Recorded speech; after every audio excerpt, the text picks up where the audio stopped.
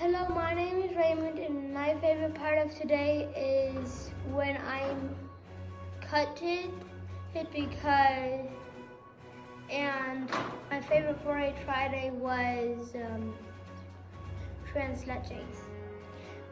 My favorite thing was in 4-H was the project fashion show, and what I learned how to do today was cut different fabric.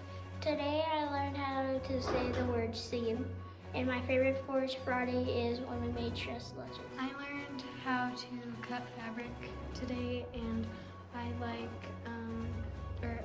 how to cross stitch in 4-H.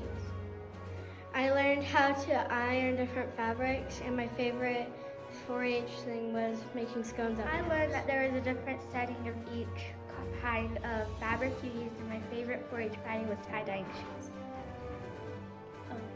I learned how to cut fabric.